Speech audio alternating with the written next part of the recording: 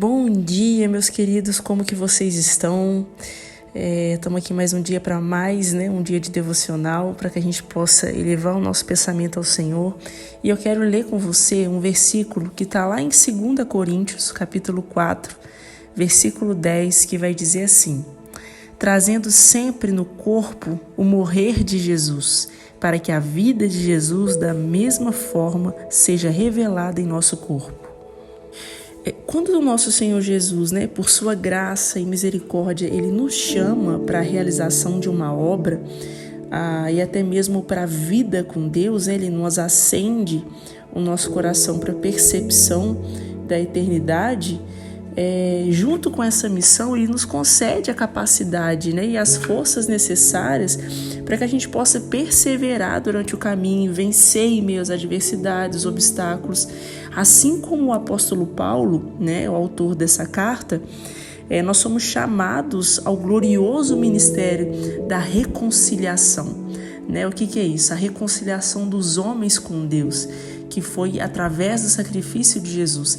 Então, todos nós, quando chamados a conhecer ao Senhor, quando chamados a ter uma vida diante de Deus, nós trazemos para nós a responsabilidade do ministério de reconciliação, de passar essa mensagem adiante, de reconciliar homens com Deus, apresentando o sacrifício de Jesus, que foi aquele que restaurou essa comunhão, que é o que a gente vem falando nos devocionais anteriores.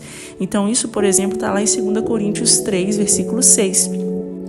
Então o que a gente tem que ter sempre em nossa consciência? Que é exatamente o poder de Deus que transforma o mais obstinado, cruel, cego dos corações humanos, e não qualquer habilidade pessoal, qualquer dom pessoal que a gente possa vir ou até mesmo receber através do Evangelho de Cristo. Então, não tem como o coração do homem ele se render ao Senhor, se render à mensagem de Jesus, se o Espírito de Deus não fizer isso por nós. Na época mesmo do apóstolo Paulo, já haviam vários hipócritas, digamos assim, falsos mestres, que usavam de todo tipo de manipulação para convencer o público dos seus projetos, das suas crenças, com o objetivo de conquistar, na verdade, um grupo que pudesse patrocinar os seus projetos pessoais. Então isso não é uma luta da igreja de hoje, isso é uma luta que sempre existiu. Então a gente vai ver, por exemplo, na carta aos Coríntios, tanto na primeira carta quanto na segunda, que é essa que a gente está lendo esse versículo, o apóstolo Paulo usando até mesmo exemplos da sua própria integridade, da sua teologia, da sua ética, da sua prática missionária, que era sempre demonstrada com muita transparência, com clareza e fidelidade, para expor a verdade diante dos falsos mestres. Então, quando ele faz esse apelo para que a gente traga sempre sobre o nosso corpo o morrer de Jesus, é sempre passar por cima daquilo que verdadeiramente a gente queria fazer, mas com o entendimento de que o Evangelho é uma mudança de mente. Então, nós precisamos dominar as nossas vontades, nós precisamos dominar em cima dos nossos desejos. O próprio Tozer, se a gente for estudar alguns livros do Tozer, ele faz uma menção muito interessante, que ele mesmo diz que uma das maiores dificuldades de muitos autores compreendê-lo, de autores que têm uma visão adversa, diferente do que ele pensa, é que o Evangelho ele não é instantâneo, ele não é automático e ele não é indolor. Eu acho muito interessante ele usar esses três termos, porque baseia e traz uma transparência, uma luz, para que a gente possa enxergar verdadeiramente o que é ser um cristão. Ser cristão não é instantâneo, não é automático e não é indolor. Então, assim, são fases que, como qualquer outro ser humano, nós vamos enfrentar em Deus.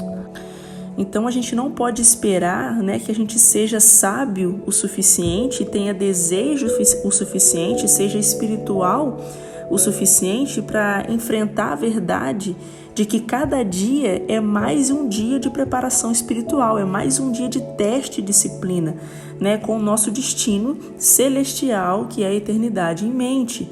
Então, a gente precisa entender por que muitas igrejas evangélicas elas são desordenadas, porque passou a ser popular pregar um cristianismo que é indolor, né, que a santidade ela é automática, como se a partir do momento em que a pessoa cede a um apelo, vai lá na frente, levanta a mão, aceita Jesus, a partir dali é instantâneo Cristo na vida das pessoas. E não, a vida do cristão é uma escolha diária, sendo pautadas nos ensinos de Jesus, que vão até a morte formar Cristo em nós.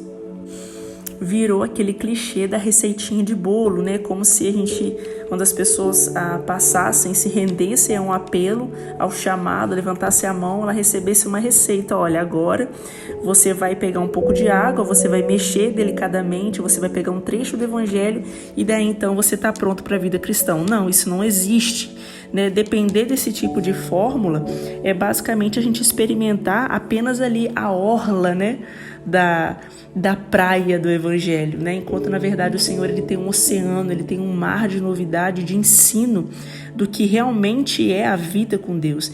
Então, quando um novo nascimento ele é verdadeiro e acontece a regeneração no coração do homem, então a vida em santidade ela toma um lugar, né? Porque a nossa vida ela vai começar a ser pautada a partir daquilo que a gente acredita.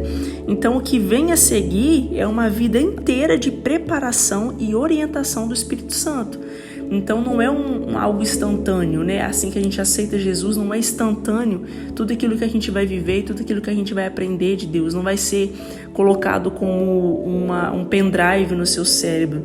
São exatamente a nossa vida inteira de preparação, de orientação do Espírito Santo, de caminhar em comunidade. Por isso que é tão necessário a gente caminhar junto com uma congregação local, crescer junto com os irmãos, para que a gente possa junto com as dores um dos outros, os problemas um dos outros, a gente crescer e se amadurecer, né, uns com os outros cada vez mais até a eternidade. Então que o Senhor ele possa gerar no seu coração desejo de conhecer Ele cada vez mais e além disso a consciência, porque o Evangelho não é sobre sentir, o Evangelho é sobre saber.